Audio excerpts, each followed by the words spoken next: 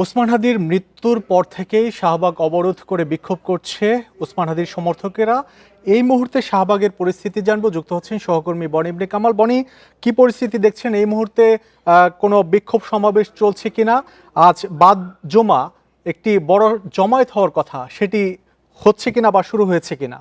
শরীফ, এই মুহূর্তে ওসমান হাদির রুহের মাগফিরাত কামনা করে বিশেষ দোয়া চলছে।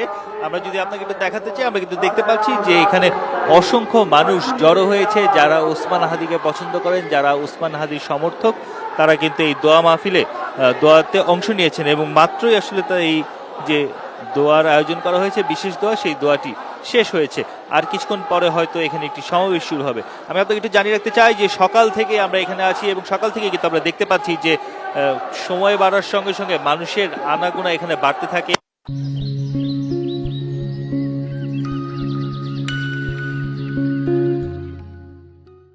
তারা আসেন, বারবার দাবি তোলেন ওসমান হাদির হত্যার সঙ্গে যারা জড়িত তাদেরকে দ্রুত সময়ের মধ্যে আইনের আওতায় আনতে হবে। আমরা কিন্তু দেখতে পেয়েছি যে জুমার নামাজের সময় এখানে নামাজ অনুষ্ঠিত হয় এবং তারপরেই এখানে আসলে বিশেষ যে দোয়া, সেই বিশেষ দোয়ার কার্যক্রমটি কিন্তু শুরু করা হয়। আমরা আপনাকে একটু জানিয়ে রাখতে চাই যে এখানে আজকে বিভিন্ন রাজনৈতিক দলেরও কিন্তু আসার কথা ছিল। আমরা যেমন জানতাম যে এনসিপির পক্ষ থেকে এখানে অবস্থান কর্মসূচি পালন করা হবে বা সবাই একসঙ্গে অবস্থান করবেন, কিন্তু কিছুক্ষণ আগে এনসিপির পক্ষ থেকে জানানো হয়েছে তারা বিকেল 4টার সময় এনসিপির যে কার্যালয় বাংলা মোটর, সেখান থেকে তারা একটি মিছিল বের করবে। আমরা কিন্তু এখন পর্যন্ত এমন তথ্য জানতে পেরেছি। আমরা এখানে এখন পর্যন্ত যারা এসেছেন তাদের সঙ্গে যখন কথা বলছিলাম, তারা বলছিলেন যে শুধু ওসমান হাদির মৃত্যু বা ওসমান হাদিকে হত্যাকাণ্ডের জেরে এখানে এই ধরনের আন্দোলন বা এই অবরোধ চলছে না, ভারতীয় আগ্রাসনের বিরুদ্ধেও তারা আন্দোলন করছেন। তারা কিন্তু বারবার বলছিলেন যে শুধুমাত্র সরকারের ব্যর্থতার কারণেই দুইজন যে আসামি তারা এখনো পালিয়ে যেতে সক্ষম হয়েছে, নয়তো সরকার যদি সে পরিমাণ ইফোর্ট দিত অথবা সরকার যদি সে পরিমাণ তৎপর থাকতো, তাহলে সব আসামিকেই ধরে ফেলা যেত। এবং তারা বলছেন যে শুধুমাত্র ওসমান হাদির হত্যাকাণ্ডের মাধ্যমেই যে এই কাল থেকে শাহবাগে আছেন। গতকালকে ওসমান হাদির মৃত্যুর খবরের পর থেকে আমরা দেখছি শাহবাগের গুরুত্বপূর্ণ মোড় অবরোধ করে বিক্ষোভ করা হচ্ছে। আসলে এই বিক্ষোভ কতক্ষণ পর্যন্ত চলবে বা তাদের যে আলটিমেটাম দাবি, এরকম কোনো বক্তব্য পেয়েছেন কিনা বা কারোর সাথে কথা হয়েছে কিনা এই বিষয়ে? শরীফ, এখানে যেই মুভমেন্টটা হচ্ছে বা যে হচ্ছে অবরোধ, এটি আসলে কোনো খুব ভালো সংগঠিত বা সাংগঠনিকভাবে করা হচ্ছে বিষয়টা কিন্তু এমন নয়। আমরা দেখতে পেয়েছি যে অনেকেই এখানে এসেছেন, কিন্তু তারা বিভিন্ন জায়গা থেকে এসেছেন। তারা আসলে একটি প্ল্যাটফর্ম, দুটি প্ল্যাটফর্ম বা আমরা সচরাচর কোনো একটি সমাবেশ, কোনো একটি জায়গায় গ্যাদারিং এর ক্ষেত্রে যেটি দেখি নির্দিষ্ট কোনো প্ল্যাটফর্মের পক্ষ থেকে, তেমনটি কিন্তু দ্রুত দেখা যাচ্ছে না। তারা এখানে বলছেন যে যারা এখানে এসেছেন তারা ছাত্র জনতা, তারা এই হাদি হত্যার প্রতিবাদ জানাতে এখানে এসেছেন এবং এখন পর্যন্ত তাদের কারো পক্ষ থেকে আমরা এরকম কোনো সুনিশ্চিত তথ্য পাইনি যে তারা এখানে কতক্ষণ অবস্থান করবেন অথবা পরবর্তীতে তাদের কি ধরনের কর্মসূচি দেওয়া হবে। এখন পর্যন্ত কিন্তু এমন কোনো ঘোষণা আসেনি শরীফ। তবে আমরা এখন পর্যন্ত হাজারো জনতার উপস্থিতি শাহবাগ মোড়ে, আসলে তারা কোনো সংগঠনের ব্যানারে এসেছে কিনা? না, এখন পর্যন্ত কিন্তু তারা কোনো সংগঠনের ব্যানার এসেছে এমনটি দেখতে পাইনি। আমরা দেখতে পেয়েছি ইসলামী ছাত্র আন্দোলনের পক্ষ থেকে একটি র্যালির মতো এসেছিল। এখানে এসে ওসমান হাদির মৃত্যুর জন্য নিন্দা জানিয়ে গিয়েছে এবং তারা একটি ব্যানার টানিয়ে গিয়েছে মেট্রো রেলের পিলারের সঙ্গে, যেটাকে তারা নাম দিয়েছে শহীদ ওসমান হাদি চত্বর।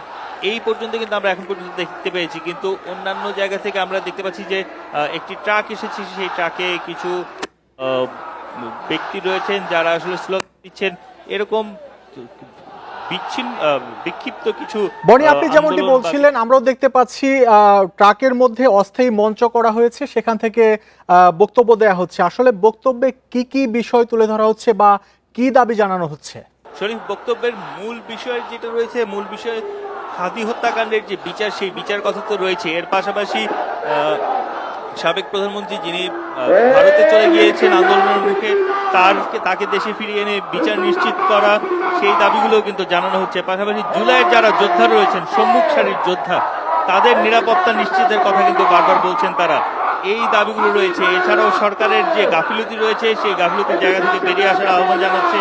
কেউ কেউ বলছেন যে এই সরকার আসলে একটি বিপ্লবী সরকার হওয়া প্রয়োজন ছিল। বিপ্লবী সরকার যদি হতো তাহলে কিন্তু আসলে এখন পরিস্থিতি আরো অন্যরকম হতো, কিন্তু সেই জায়গাটা কিন্তু আমরা দেখতে পাচ্ছি না। এবং আমরা দেখছি যে আসলে যারা এসেছেন তারা সবাই এখানে বারবারই দাবি জানাচ্ছেন হাদির হত্যাকাণ্ডের বিচার করতে হবে, ভারতীয় আগ্রাসন রোধ করতে হবে, প্রতিদ্বন্দ্বী সরকার সেই সরকার বনি, আপনি শাহবাগ মোড়ে সকাল থেকে অবস্থান করছেন, এখন পর্যন্ত আইন শৃঙ্খলা পরিস্থিতি কেমন দেখছেন? এই যে যারা অবরোধ করে রেখেছে জনতা, বিক্ষুব্ধ জনতা, তাদের সরানোর কোনো উদ্যোগ আপনার চোখে পড়েছে কিনা? শরীফ, আমি এখন পর্যন্ত যেটা দেখতে পাচ্ছি যে এখানে যারা আছেন বা যারা এসেছেন এবং যারা কথা বলছেন তাদের বেশিরভাগেরই কিন্তু আসলে কোনো বিশেষ কোনো রাজনৈতিক দলের ব্যানার থেকে এসেছেন বিষয়টা কিন্তু এমন দেখতে পাচ্ছি না। তৌহিদি জনতা, ছাত্র জনতা, এমন পরিচয় কিন্তু তারা এখানে এসেছেন বা এমন পরিচয় কিন্তু তারা কথা বলছেন। আমরা দেখতে পাচ্ছি যে দুটি আলাদা আলাদা মঞ্চ করা হয়েছে। এর মধ্যে একটি রয়েছে ঠিক নতুন যে চত্বরটি হয়েছে শহীদ চত্বর, শহীদ চত্বর সেইখানে, এবং ঠিক তার বাম দিকে একটি ট্রাকের মধ্যে অস্থায়ী একটি মঞ্চ করা হয়েছে। পুরো এলাকা জুড়ে বিভিন্ন জায়গায় মাইক বসানো হয়েছে। সবকিছু মিলিয়ে যতটুকু বোঝা যাচ্ছে যে কিছুক্ষণের মধ্যেই হয়তো একটি সমাবেশের মতো কিছু শুরু হবে, যেখান থেকে পরবর্তী যে কার্যক্রম বা পরবর্তী যে কার্যক্রমের ঘোষণা সেরকম কিছু আসতে পারে বলে ধারণা করা যাচ্ছে। শরীফ, বনি, আমরা এখন পর্যন্ত দেখতে পাচ্ছি হাজারো জনতার উপস্থিতি শাহবাগের যে মোড়, এই মোড়ে। তো আইন শৃঙ্খলা পরিস্থিতি কেমন দেখছেন, এই বিষয়টি যদি একটু জানাতেন।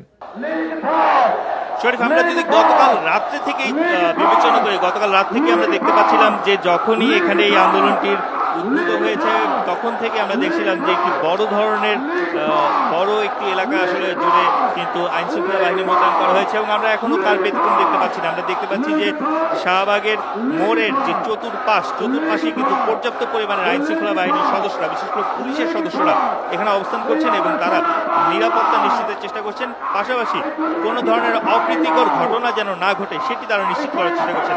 আমি যদি আপনাকে আর একটু জানিয়ে রাখতে চাই, আমরা কিন্তু দেখেছি যে প্রধান উপদেষ্টার বাসভবনের যে আশপাশের এলাকা, সেই বাসভবন এলাকাও যান চলাচলের ক্ষেত্রে কিছুটা সীমিত পরিসরে যান চলাচল করছে, এবং আইন শৃঙ্খলা বাহিনীর যে অবস্থান বা আইন শৃঙ্খলা বাহিনীর যে পদক্ষেপ সেটি ছিল চোখে পড়ার মতো। আমরা এখন পর্যন্ত যতটুকু খোঁজ পেয়েছি যে রাজধানীর অন্যান্য যে জায়গাগুলো রয়েছে, বিশেষ যে গুরুত্বপূর্ণ জায়গাগুলো রয়েছে, সেগুলোতেও কিন্তু এখনো আইন শৃঙ্খলা বাহিনী অবস্থান নিয়েছে। ওসমান হাদির যে বাসায় তিনি থাকতেন সেই বাসাতেও আমরা কিন্তু দেখতে পেয়েছি, সেই বাসার সামনেও অবস্থান রয়েছে। এক স্বাভাবিকভাবে বলা যায় যে নিরাপত্তার বিষয়টি নিশ্চিত করার ক্ষেত্রে আজাদ করা দরকার, সেই কাজগুলো করা হয়েছে। সকালে এখানে এপিসি আনতে কিন্তু আমরা দেখি, তবে এপিসি পরবর্তীতে সরিয়ে নেওয়া হয়েছে। এখন পর্যন্ত এখানে আসলে আইন শৃঙ্খলার বিঘ্ন ঘটে এমন কোনো পরিস্থিতি কিন্তু সৃষ্টি হয়নি। সেক্ষেত্রে তারপরও পুলিশের যে সতর্ক অবস্থান, সেই সতর্ক অবস্থান থাকছে। যদিও পুলিশের ঊর্ধ্বতন কর্মকর্তা এই বিষয়ে এখন আমাদের সঙ্গে কথা বলেনি, তবে আমরা যারা অন্যান্য ফিল্ড পর্যায়ে যারা কর্মকর্তা রয়েছেন তাদের সঙ্গে যখন কথা বলছিলেন তারা বলছিলেন যে তাদেরকে নিরাপত্তা নিশ্চিতের জন্য এখানে ডিপ্লয় করা হয়েছে। শরীফ, ওসমান হাদি ইনকিলাব মঞ্চের একজন নেতা এবং বলিষ্ঠ কণ্ঠস্বর ছিলেন। ইনকিলাব মঞ্চের কোনো নেতা বা ইনকিলাব মঞ্চের যারা সবসময় ওসমান হাদির সাথে থাকতেন, তাদের কাউকে কি এই মুহূর্তে শাহবাগের এই যে জমায়েত, এই জমায়েতে দেখতে পাচ্ছেন কিনা? বনি, যেটি জানতে চাচ্ছিলাম, ইনকিলাব মঞ্চের অন্যতম নেতা ওসমান হাদি, তার মৃত্যুর পর আমরা দেখছি যে শাহবাগে এখন পর্যন্ত বিক্ষোভকারীরা বিক্ষোভ চালিয়ে যাচ্ছে। এখন যে হাজারো জনতার উপস্থিতি, অস্থায়ী মঞ্চে ইনকিলাব মঞ্চের কোনো নেতার উপস্থিতি আছে কিনা, বা ওসমান হাদির সাথে যারা সবসময় থাকতেন নির্বাচনী প্রচারণায় আমরা যাদেরকে দেখেছি, এমন কাউকে আপনি এই মঞ্চে দেখতে পাচ্ছেন কিনা? আমরা ওসমান হাদির সহযোগী, ওসমান হাদির সঙ্গে যারা থাকতেন বা ইনকিলাব মঞ্চের যে ব্যক্তিরা রয়েছেন তাদের সঙ্গে যোগাযোগ করার চেষ্টা করেছি, তবে এখন পর্যন্ত আমরা আসলে তেমন কোনো তথ্য বা তাদের সঙ্গে যোগাযোগ স্থাপন করতে পারিনি। তবে আমরা এখন পর্যন্ত যতটুকু জানতে পেরেছি, যেহেতু ওসমান হাদির মরদেহ আজকে সন্ধ্যা 6টা 5 মিনিটে বাংলাদেশে এসে পৌঁছানোর কথা রয়েছে, তারা আসলে ওসমান হাদির মরদেহ গ্রহণ করার যে প্রক্রিয়া, সেই প্রক্রিয়াগুলোতে মূলত তারা ব্যস্ত রয়েছেন, সেটাই কিন্তু আমরা দেখতে পেয়েছি। আমরা যারাই এসেছে বা যারাই আসছেন তাদের মধ্যে আসলে ইনকিলাব মঞ্চের কর্মীরা রয়েছেন, অনেক কর্মী রয়েছেন, কিন্তু ইনকিলাব মঞ্চের নেতৃত্ব পর্যায়ের যারা, তাদের সঙ্গে আমাদের এখন পর্যন্ত দেখা বা কথা কিন্তু হয়নি। বনি, আমরা জানি যে গত শুক্রবার ঠিক এই সময়ে কিছুক্ষণ আগে পরে জুমার নামাজের পরেই ওসমান হাদি মতিঝিল এলাকাতে, পুরানা পল্টন এলাকাতে নির্বাচনের প্রচারণায় ছিলেন। এরপর তিনি অটোরিকশাতে যাবার সময় দুজন দুর্বৃত্ত মোটরসাইকেলে এসে তাকে গুলি করে এবং এরপরই তিনি গুরুতর আহত অবস্থায় ঢাকা মেডিকেলে ভর্তি হন। আমরা দেখেছি যে এরপর তাকে এভারকেয়ার হাসপাতালে নেওয়া হয়। অবস্থার অবনতি হলে তাকে উন্নত চিকিৎসার জন্য সিঙ্গাপুরে নেওয়া হয়।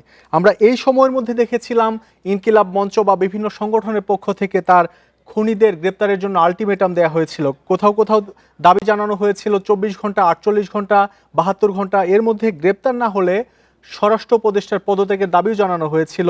আরও কয়েকজন উপদেষ্টার পদত্যাগের দাবিও জানানো হয়েছিল। আজকে শাহবাগে এখন যারা জমায়েতে আছেন, যারা বক্তব্য রাখছেন, তারা এমন কোনো আলটিমেটাম দিচ্ছেন কিনা? মূলত এখন পর্যন্ত আসলে এখানে যারা জড়ো হয়েছেন তারা এখনো এমন ধরনের কোনো আলটিমেটাম দেননি। কেননা যেহেতু আমরা কয়েকজনের সঙ্গে যখন কথা বলছিলাম তারা বলছিলেন যে ওসমান হাদি মারা যাবেন, এমনকি তারা আসলে কোনোভাবেই মেনে নিতে পারছেন না। তবে এখন যেহেতু এরকম একটি ঘটনা ঘটেছে, ওসমান হাদির মরদেহ আসছে, এরপরে তারা আসলে বিভিন্ন যে প্ল্যাটফর্মগুলো আছে সেগুলোতে আলাপ আলোচনার পর একটি কর্মসূচি দেবেন বলে কিন্তু আমরা এখন পর্যন্ত ধারণা পাচ্ছি। এবং আমরা যখন তাদের সঙ্গে কথা বলছিলেন যে ওসমান হাদির হত্যাকাণ্ডের সঙ্গে যারা জড়িত তাদেরকে ধরতে তো সরকার কার্যত ব্যর্থ হয়েছে, এবং সেই প্রেক্ষিতে তারা বলছেন যে পরবর্তীতে কিভাবে ওসমান হাদির হত্যাকাণ্ডের সঙ্গে যারা জড়িত তাদের বিচার নিশ্চিত করা যায় সে নিয়ে কিন্তু তারা কিছু কর্মসূচি দেবেন।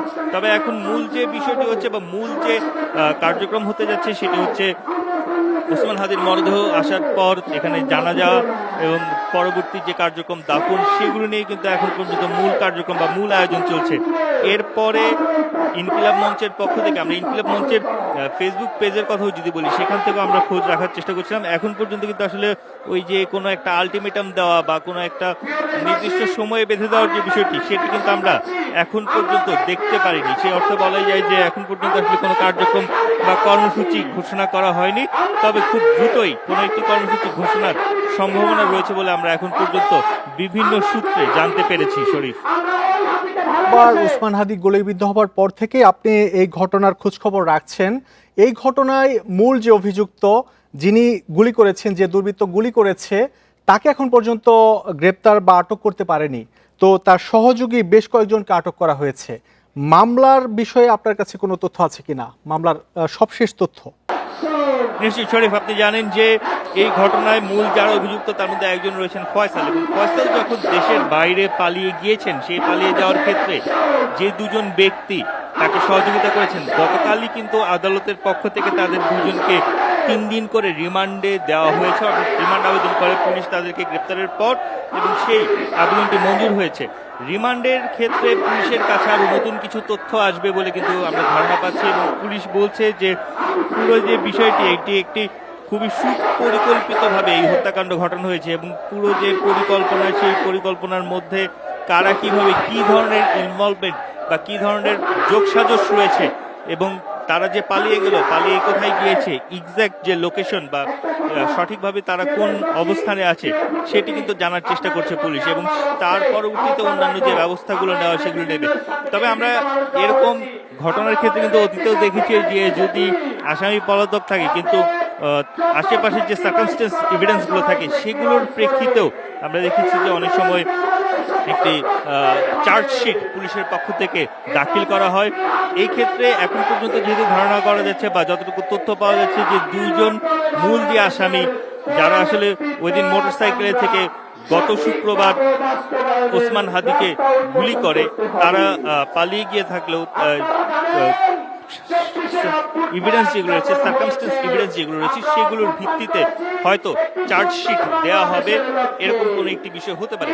তবে এখন পর্যন্ত আইনশৃঙ্খলা বাহিনী যতটুকু বলছে যে তারা চেষ্টা করছে যে পুরো যে ঘটনাটি ঘটেছে, এই পুরো ঘটনার পিছনে কার কতটুকু দায় রয়েছে, কিভাবে হয়েছে, কেন হয়েছে, কোথা থেকে অস্ত্র সাপ্লাই এসেছে, পুরো যে বাইকের ইতি আপনি এর মধ্যে দেখেছেন, মোটরসাইকেলের বিষয়টি অনেকটা উদ্ঘাটন হয়েছে, কিভাবে বনি আপনি সংবাদ সংগ্রহ করতে থাকুন শান্তিপূর্ণভাবেই। আজকের এই জমায়েত শেষ হবে এটি আমরা প্রত্যাশা করি। আমরা আবারও ফিরবো আপনার কাছে। আমরা এই মুহূর্তে যাব কারণ বাজারে, সেখানে আছেন সহকর্মী বুদ্ধদীপ কুণ্ডু। আমরা জানি যে গতকালকে ওসমান হাদির মৃত্যুর খবর ছড়িয়ে পড়ার পর শাহবাগ সহ দেশের বিভিন্ন এলাকায় বিক্ষোভ হয়েছে। এক পর্যায়ে কারণ বাজারে দুটি গণমাধ্যম দৈনিক প্রথম আলো এবং ডেইলি স্টার পত্রিকা ভবনে হামলা চালানো হয়, ভাঙচুর করা হয়, এক পর্যায়ে আগুন দেয়া হয়, যার প্রেক্ষিতে আমরা দেখলাম যে আজকে দুটি পত্রিকা কোনোটি প্রকাশিত হয়নি। পত্রিকার প্রকাশনা আজকে এখন পর্যন্ত বন্ধ রয়েছে। আপনি সকাল থেকে আছেন ডেইলি স্টার এবং প্রথম আলো এই দুই ভবনের সামনে সংবাদ সংগ্রহ করছেন। এই মুহূর্তে কি পরিস্থিতি দেখছেন? ভবনের কেমন ক্ষয়ক্ষতি হয়েছে? পত্রিকা যেহেতু প্রকাশ করতে পারেনি পত্রিকা দুটির কর্তৃপক্ষ, কবে নাগাদ প্রকাশ হতে পারে পত্রিকা, আর ক্ষয়ক্ষতি কেমন হয়েছে বিস্তারিত জানাবেন।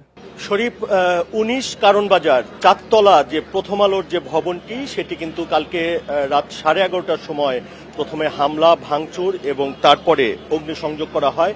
এবং এখন যদি আপনাকে দেখাতে চাই, আসলে এই ভবনটি একটি পুড়ে যাওয়া কঙ্কালসার একটি ভবন হিসাবে এখানে আছে। এর ভিতরে যে আসবাবপত্র, গুরুত্বপূর্ণ নথি এবং পত্রিকা প্রকাশের যে সরঞ্জাম বা যেখানে সংবাদকর্মীরা কাজ করত, কোনো ডেস্ক বা যেখানে তারা বসে কাজ করত কম্পিউটারে, সেগুলোর কোনো কিছুই কিন্তু অক্ষত অবস্থায় নেই, অর্থাৎ সম্পূর্ণ পুড়িয়ে দেওয়া হয়েছে। এবং এখানে আমরা সকাল থেকেই যেভাবে আছি, এখানকার সংবাদকর্মী যারা প্রথম আলোতে কাজ করত তাদের অনেকটা আবেগায়িত হতে দেখেছি। তারা আসলে বলছেন যে আমরা এই ভবনটিতে দিনের অর্ধেকেরও বেশি সময় বাড়িতে যে তার চেয়ে বেশি সময় এখানে কারো কারো গুরুত্বপূর্ণ কিছু জিনিস এই তাদের যে লকারে বা ড্রয়ারে ছিল, সেগুলো কিন্তু তারা আর পাননি। অনেকেই সেটা নিয়ে ক্ষুব্ধ প্রতিক্রিয়া জানিয়েছেন। এবং আপনাকে এখনকার পরিস্থিতি যদি বলি, সকাল 9টার দিকে ফায়ার সার্ভিসের পক্ষ থেকে এই ভবনটি একদম ঘোষণা করা হয় যে এখানে অগ্নি নির্বাপন বা এখানে আগুনের আর কোনো ভয় নেই, এবং তারা কিন্তু তারপর থেকেই এই জায়গাটি ছেড়ে দেয়। এবং এখন যদি আমি আপনাকে দেখাই, পুলিশ থেকে শুরু করে সিআইডির যে ক্রাইম সিন ইউনিট, তাদের তত্ত্বাবধানে জায়গাটি রয়েছে। এবং কিছুক্ষণ আগে এখানে বিজিবির সদস্যরা এসেছে এবং তারা কিন্তু এখানে সেনাবাহিনী এসেছে এবং উৎসুক জনতা সকাল থেকে যারা এখানে ছিল এবং তৌহিদি জনতাও ছিল, পতাকা মাথায় নিয়ে এবং গায়ে পতাকা নিয়ে অনেকে স্লোগানও দিচ্ছিল, তাদের কিন্তু একটু আগে সেনাবাহিনীর পক্ষ থেকে খুব সুন্দরভাবে স্থানটি ত্যাগ করে যাওয়ার অনুরোধ করেছে। এবং এখন কিন্তু একদমই পুরোপুরি আইন শৃঙ্খলা রক্ষাকারী বাহিনীর তত্ত্বাবধানে রয়েছে। এবং আপনি যেমনটি বলছিলেন যে আজকে পত্রিকা প্রকাশিত হয়নি, অনলাইনে যে তাদের যে কার্যক্রম সেটিও বন্ধ রয়েছে। এবং এখান থেকে প্রথম আলো থেকে বলা হয়েছে যে খুব শীঘ্রই তারা তাদের যে পত্রিকা এবং অনলাইনের কার্যক্রমে ফিরবেন। একই সঙ্গে ডেইলি স্টারের যে বিষয়টি আপনি বলছিলেন, ডেইলি স্টারের পুরোটা ভবনে কিন্তু আগুন দেয়া হয়েছে। এবং এরপরে দেখা যাচ্ছে যে সেখানে কর্মচারীরাও কিন্তু একই কথা বলছেন যে তারাও হয়তো কত দিন লাগবে এই সময়টি বলতে পারেননি, তবে শীঘ্রই তারাও চেষ্টা করবেন ডেইলি স্টারের কার্যক্রমে ফিরতে। এখানে আইন শৃঙ্খলা রক্ষাকারী বাহিনী যেমনটি বলছেন যে এখানে আর কাউকে ভিড়তে দেয়া হবে না, অর্থাৎ আমরা আশা করি দুটি পত্রিকা ক্ষত কাটিয়ে দ্রুতই প্রকাশনায় ফিরবে। আপনি সংবাদ সংগ্রহ করতে থাকুন, আবারও ফিরবো আপনার কাছে। আমরা এই মুহূর্তে আবারও যাব শাহবাগ মোড়ে, সেখানে আছেন সহকর্মী বনি ইবনে কামাল। বনি, আমরা আপনার মাধ্যমে জানছিলাম শাহবাগে ছাত্র জনতার উপস্থিতি অনেক বেড়েছে, যেটি বাদ জমা বেড়েছে। এখন কি পরিস্থিতি দেখছেন? আরও উপস্থিতি বেড়েছে কিনা? ঢাকার বিভিন্ন প্রান্ত থেকে মিছিল নিয়ে এই শাহবাগ মোড়ে ছাত্র জনতা তারা জড়ো হচ্ছে কিনা?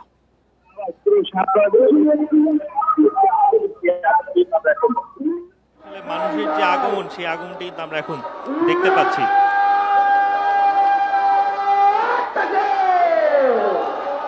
বনি, আপনার কাছে জানতে চাচ্ছিলাম, বাদ জমা ঢাকার বিভিন্ন প্রান্ত থেকে মিছিল নিয়ে এই শাহবাগ মোড়ে আসার ব্যাপারে সামাজিক যোগাযোগ মাধ্যম সহ ফেসবুকের বিভিন্ন পেজে প্রচারণা চালানো হয়েছিল। আসলে এই শাহবাগের যে মোড়, এই মোড়ে বিভিন্ন এলাকা থেকে মিছিল নিয়ে ছাত্র জনতা আসছে কিনা এই মুহূর্তে? শরীফ, আমরা যদি বাদ জুমার কথা বলি, এখন কিন্তু আমরা দেখতে পাচ্ছি যে 2:24 বাজে, 2:24 পর্যন্ত কিন্তু আমরা আসলে আলাদা কোনো প্ল্যাটফর্ম বা ব্যানারে করে কোনো রাজনৈতিক দল বা কোনো সংগঠনের পক্ষ থেকে এই মোড়ে এখন পর্যন্ত মিছিল এসেছে এমনটি কিন্তু চোখে পড়েনি। বরঞ্চ এখন আমরা যাদেরকে দেখতে পাচ্ছি তারা কিন্তু ঠিক জুমার নামাজের কিছুক্ষণ আগেই আসেন এবং জুমার নামাজ এখানে আদায় করেন। আদায় করার পর যে বিশেষ মোনাজাতের আয়োজন করা হয়, সেই মোনাজাতে তারা অংশ নেন এবং মোনাজাতের পরে এখন বিভিন্ন স্লোগানে তারা আসলে পুরো জায়গাটি মুখরিত করে রেখেছে এবং তারা বলছেন যে এই হত্যাকাণ্ডের পিছনে আওয়ামী লীগের সম্পৃক্ততা রয়েছে। তারা দাবি করছেন এই আওয়ামী লীগের যে সম্পৃক্ততা সেটি আসলে খুঁজে বের করতে হবে এবং সবার বিচার নিশ্চিত করতে হবে। আমরা গতকাল রাত থেকে আসলে দেখছিলাম বিভিন্ন সামাজিক যোগাযোগ মাধ্যমে কিন্তু এই ধরনের প্রচারণা চালানো হচ্ছে যে আজকে যেন এখানে শাহবাগে বিভিন্ন রাজনৈতিক দল বা বিভিন্ন সংগঠন যারা রয়েছে, বিভিন্ন সংগঠনের পক্ষ থেকে মানুষজন এখানে এসে জড়ো হয়। তবে আমরা কিন্তু জুমার নামাজের পর আসলে এখন পর্যন্ত এরকম কোনো পরিস্থিতি এখন আমরা দেখিনি। বরঞ্চ আমরা দেখতে পাচ্ছি যে জুমার নামাজের পর এখানে যখন বিশেষ মোনাজাতটি হয়, সেই মোনাজাতের সময় যে পরিমাণ মানুষ ছিল এখন সেই সংখ্যাটা অনেকটাই কিন্তু কমে এসেছে শরীফ। এবং এই যে বিক্ষোভ হচ্ছে শাহবাগ মোড়ে, এই বিক্ষোভ শেষে বিক্ষোভ মিছিল হওয়ার কোনো সম্ভাবনা আছে কিনা?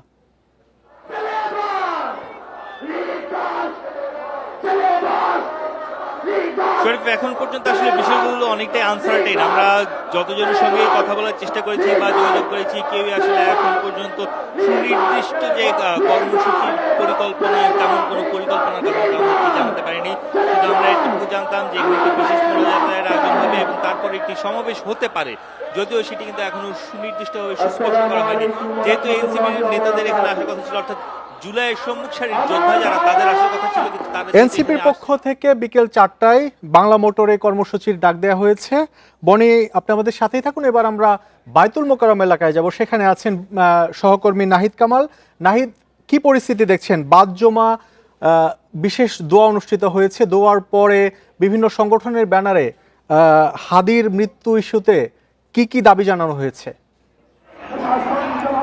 মূলত আসলে বায়তুল মোকাররমে কিন্তু আসলে নামাজের পরপরই, সালাম ফেরানোর পরপরই কিন্তু আসলে বিক্ষোভে ফেটে পড়েন বিভিন্ন ছাত্র এবং রাজনৈতিক সংগঠনের নেতাকর্মীরা। তারা কিন্তু ব্যানার নিয়ে দাঁড়িয়ে যায় এবং স্লোগানে পুরো একেবারে প্রকম্পিত করে তুলেছে বায়তুল মোকাররম এলাকা। এবং হাদিকে হত্যার প্রতিবাদে এখানে কিন্তু বিক্ষোভ মিছিল এখনও চলছে। এখনকার চিত্র যদি এখান থেকে দেখানোর চেষ্টা করি, কিছুক্ষণ পর দেখা যাচ্ছে যে বিভিন্ন সংগঠনের ব্যানারে কিন্তু এই এলাকাটি দিয়ে বিভিন্ন সংগঠনের নেতাকর্মীরা, বিশেষ করে ইসলামী আন্দোলন, খেলাফতে মজলিস সহ অন্যান্য যেসব ইসলামী দলগুলো রয়েছে, তারা কিন্তু তাদের ব্যানারে কিন্তু এই হাদি হত্যার বিচার এবং এই ঘটনার সাথে যারা জড়িত তাদেরকে দ্রুত সময়ের মধ্যে গ্রেপ্তার সহ যারা কিনা এই ঘটনার মাস্টারমাইন্ড, তাদেরকে কিন্তু গ্রেপ্তারের প্রতিবাদে কিন্তু বিক্ষোভ মিছিল করছে। আমরা যেটি দেখেছি আসলে অন্য যে কোনো দিনের তুলনায় এখানে কিন্তু আজকের বিক্ষোভটিতে সকলের মধ্যে, বিশেষ করে যারা ইসলামী আন্দোলন বা ইসলামী বিভিন্ন রাজনৈতিক দলের নেতাকর্মী যারা আছেন, যারা এখানে উপস্থিত হয়েছেন, তাদের মধ্যে এক ধরনের একটা চাপা কষ্ট এবং বিক্ষুব্ধ মনোভাব কিন্তু এখানে রয়েছে। যে আসলে হাদিকে হত্যার পরে আসামিরা এত সুকৌশলে পালিয়ে গেল, কিন্তু সরকার তাদেরকে গ্রেপ্তার তো দূরের কথা, এই ঘটনার আসলে মোটিভ এখনও পুরোপুরি উদ্ধার করতে পারেনি। সেই বিষয় নিয়ে কিন্তু ক্ষোভ ঝেড়েছেন মূলত আগতরা। এখানে সাধারণ মুসল্লিরা অনেকে যোগ দিয়েছেন আজকের এই সমাবেশে এবং তারা যেটি চেষ্টা করছেন এখানে আসার পরে এই যে বিশেষ মোনাজাতটি হয়েছে, আসলে মোনাজাতের খুব বেশি সুযোগ কিন্তু পাওয়া যায়নি। এর পরপরই যেটি দেখা জুমার নামাজের মোনাজাতের পরেই বিভিন্ন সংগঠন বিক্ষোভ মিছিল বের করে। উল্লেখযোগ্য কোন কোন সংগঠন মিছিল বের করেছে? মূলত আমরা বায়তুল মোকাররমের যে কয়েকটি গেট আছে সেখানে আমরা দেখেছি আসলে এখানে খেলাফতে মজলিস এবং ইসলামী ঘরানার যে রাজনৈতিক দলগুলো রয়েছে তাদের কিন্তু বেশ কিছু ব্যানার আমরা দেখেছি এবং ব্যানারের পাশাপাশি তারা কিন্তু তাদের আজকে হাদি হত্যার প্রতিবাদে গতকাল রাত থেকেই কিন্তু বিভিন্ন জায়গায় বিক্ষোভ করেছেন অনেকেই। এবং তারা এখানে যারা আছেন তারা কিন্তু বলেছেন, গতকালকে যারা প্রথম আলো এবং ডেইলি স্টারে যারা হামলা চালিয়েছে তারা মূলত আসলে তৌহিদি জনতার ব্যানারে হামলা চালালেও আসলে তারা ইসলামী রাজনৈতিক দল বা এই খেলাফতে মজলিস সহ অন্যান্য যেসব রাজনৈতিক দল আছে তাদের পৃষ্ঠপোষকতায় কিন্তু করেনি। এটা কারা করেছেন, কোন উদ্দেশ্যে করেছেন সেটিও কিন্তু খতিয়ে দেখার দাবি জানিয়েছেন এখানকার বক্তারা। বিশেষ করে খেলাফতে মজলিসের ছাত্র সংগঠন যে নেতাকর্মীরা আছে তারাও কিন্তু কিছুক্ষণ আগে কথা বলেছেন এবং এই মুহূর্তে কিন্তু তাদের যে মিছিলটি রয়েছে সেটি কিন্তু বাইতুল মোকাররম থেকে বেরিয়ে পল্টন মোড় হয়ে অন্য যেসব এরিয়া রয়েছে সেসব এরিয়া কিন্তু প্রদক্ষিণ করছে এবং বাইতুল মোকাররমের ছাড়াও সারা দেশের বিভিন্ন মসজিদে জুম্মার পরে কিন্তু মোনাজাতের পাশাপাশি বিক্ষোভ মিছিল কিন্তু চলছে, যে যার কারণে কিনা সেখানে কিন্তু আসলে যেটা দেখা যাচ্ছে সবারই একটা কথা যে আসলে হাদিকে হত্যার পর যে আসামিরা এরকম পরিকল্পনা করলো, যাদেরকে আসামিদেরকে যে ভারত আশ্রয় দিয়েছে এমন অভিযোগ তুলে কিন্তু ভারতকেও কিন্তু কড়া হুঁশিয়ারি দিয়েছে। সেই সাথে শেখ হাসিনার মদদে যারা এই ধরনের কাজ করে যাচ্ছে তাদেরকেও কিন্তু কড়া হুঁশিয়ারি দিয়েছে এবং তারা উল্লেখ করে যেটি বলছেন যে দিল্লি থেকে এই ধরনের পরিকল্পনা হচ্ছে এবং এর পরবর্তীতে কিন্তু যেটি দেখা যাচ্ছে সবকিছু মিলিয়ে বিক্ষোভের এক পর্যায়ে কিন্তু এখান থেকে বিক্ষোভের কথা বলছিলেন, শুধু ঢাকা নয় সারা দেশেই বিক্ষোভ হচ্ছে। আমরা যে বিষয়টি জানি যে আপনি এখন যে জায়গাতে দাঁড়িয়ে সংবাদ সংগ্রহ করছেন তার থেকে খুব কাছেই ঠিক এই সময়ের আগে পরে অর্থাৎ গত শুক্রবার জুমা নামাজের পরপরই এই সময়ের কিছুক্ষণ আগে বা পরে হাদিকে দুর্বৃত্তরা গুলিবিদ্ধ করে এবং গুরুতর আহত করে। এরপর হাদি দুনিয়া ছেড়ে চলে যান। গতকালকে আমরা এই খবর পেলাম। তো এই হাদি হত্যার ঘটনায় মামলার আপনার কাছে সবশেষ তথ্য কি আছে? মূল যে অভিযুক্ত তাকে তো এখন পর্যন্ত পুলিশ গ্রেপ্তার বা আটক করতে পারেনি। এখন পর্যন্ত কতজন আটক আছে, কি তথ্য আছে আপনার কাছে?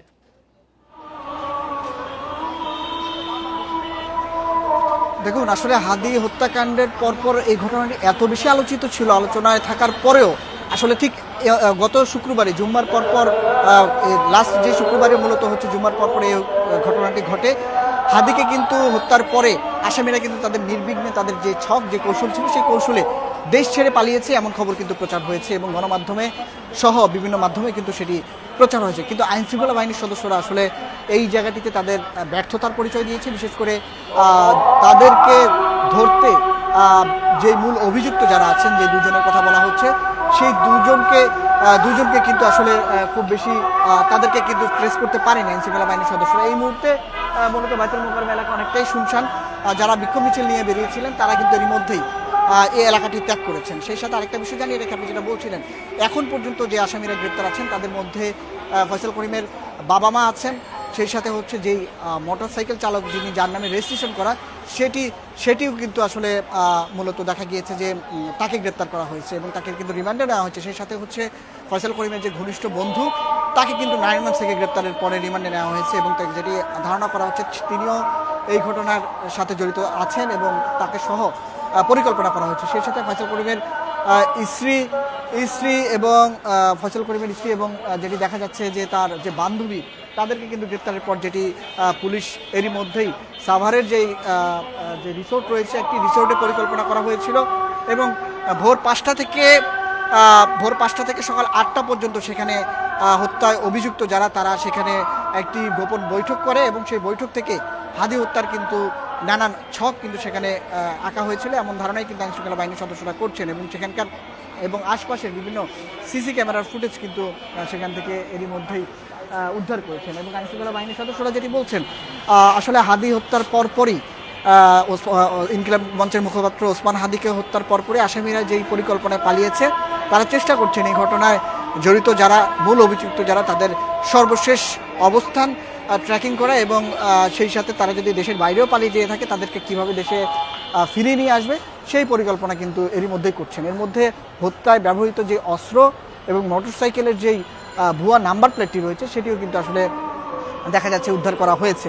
এবং আরেকটা বিষয় আপনাকে জানিয়ে রাখি, এই ঘটনায় মূলত অভিযুক্ত যারা তাদেরকে কিন্তু এরই মধ্যে বেশ কয়েকজনকে এই ঘটনায় যারা অভিযুক্ত তাদেরকে এরই মধ্যেই গোয়েন্দা সংস্থা সহ আইনশৃঙ্খলা বাহিনীর বেশ কিছু সদস্য তাদেরকে ট্র্যাক করার চেষ্টা করছেন এবং শুধু বাংলাদেশ না পার্শ্ববর্তী দেশেও আসলে আইনশৃঙ্খলা বাহিনীর তাদের যেই সক্ষমতা আছে তার মাধ্যমে এরই মধ্যে যোগাযোগ স্থাপনের চেষ্টা করছেন। প্রকৃত অপরাধী দুর্বৃত্ত দ্রুতই গ্রেপ্তার হবে এটি আমরা আশা করি। নাহিদ কামাল, আপনি আমাদের সাথেই থাকুন। আমরা এবার শাহবাগে যাব। শাহবাগে সেখানে আছেন বনি ইবনে কামাল।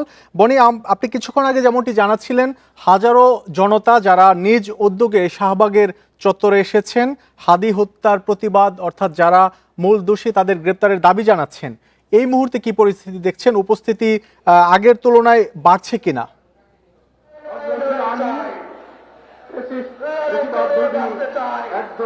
শরীফ, আমরা যদি আমার পেছনের যে সমাবেশের মতো হচ্ছে বা স্লোগান দেওয়া হচ্ছে সেই জায়গাটা দেখাই, আমরা কিন্তু দেখতে পাচ্ছি যে এখানে যে পরিমাণ মানুষ ছিল সেই তুলনায় এখন ভিড় কিছুটা কমে এসেছে। তবে আমরা আপনার নিশ্চয় মনে হচ্ছে শরীফ, কিছুক্ষণ আগে আপনাকে আমরা দেখাচ্ছিলাম যে ট্রাকের মধ্যে একটি ভ্রাম্যমাণ মঞ্চ করা হয়েছে। সেই মঞ্চে ডাকসুর নেতারা এসেছেন বলে কিন্তু আমরা এখন পর্যন্ত দেখতে পেয়েছি। সাদিক কায়েম সহ অন্যান্য যারা ডাকসুর নেতারা রয়েছেন তারা এসেছেন। তারাও সম্ভবত এই বিষয়ে বক্তব্য রাখবেন, ওসমান হাদির হত্যাকাণ্ড নিয়ে বক্তব্য রাখবেন, আমরা এমনটি ধারণা করছি। এবং তখন হয়তো ওখান থেকে আরো কিছু তথ্য পাওয়া যাবে। তবে আমরা যে পুরো এলাকাটার কথা যদি আমরা বলি, আমরা কিন্তু দেখতে পাচ্ছি যে শত শত মানুষ এখানে অবস্থান করছেন এবং তারা ওসমান হাদির যে বিচার, ওসমান হাদির হত্যাকাণ্ডের যে বিচার, সেই বিচারের দাবিতে তারা সরব রয়েছে। এবং পুরো যে ব্যবস্থা, জুলাই অভ্যুত্থানের যে চেতনা, তারা সেই কথাটি কিন্তু বারবার স্মরণ করে দিচ্ছিলেন এবং বলছিলেন যে জুলাইয়ের সম্মুখ সারির যোদ্ধা যারা, তারা বিভিন্নভাবে আক্রান্ত হচ্ছে, তাদের নিরাপত্তা নিশ্চিত করা এখন প্রয়োজন। পাশাপাশি তারা কিন্তু আরো বলছিলেন যে ভারতের যে আগ্রাসী মনোভাব, ভারতের যে আগ্রাসন, সেই আগ্রাসন থেকে বাংলাদেশকে রক্ষা করতে হবে এবং সেই রক্ষা করার জন্য সবাইকে ঐক্যবদ্ধ থাকার আহ্বানও কিন্তু তারা জানাচ্ছিলেন। আমরা একদম প্রথম দিককার যদি ঘটনায় যেতে চাই, যখন ওসমান হাদিকে গুলি করা হয়, তখনও কিন্তু আমরা দেখেছিলাম যে বিভিন্ন রাজনৈতিক দলের নেতারা তারা তখন বক্তব্য দিয়েছিলেন এবং তারা তখন বলেছিলেন যে এই যে পুরো ঘটনাটি সুষ্ঠু বিচার এবং তদন্ত করতে হবে। কিন্তু আমরা দেখতে পাই যে একটি সময়ে গিয়ে জানা যায় যে ওসমান হাদির যে হত্যাকাণ্ডে জড়িত মূল আসামি যারা, তারা কিন্তু পালিয়ে যেতে সক্ষম হয়। সেই বিষয়টি নিয়েও কিন্তু আসলে এখানে যারা এসেছেন ছাত্র জনতা, তারা কিন্তু কথা বলছেন। তারা বলছেন যে এই হত্যাকাণ্ড এবং হত্যাকাণ্ডের বিচার বা এখন পর্যন্ত পুরো যে প্রক্রিয়া, সেই প্রক্রিয়ার ক্ষেত্রে সরকারের বেশ কিছু গাফিলতি রয়েছে, সেগুলোকে ঠিক করতে হবে এবং যারা আসলে প্রকৃত দোষী তাদেরকে খুঁজে বের করে। বনি, আমরাও চাই যারা প্রকৃত দোষী তারা শিগগিরই গ্রেপ্তার হোক এবং তারা তাদের সর্বোচ্চ শাস্তি নিশ্চিত হোক। আপনাকে অনেক ধন্যবাদ।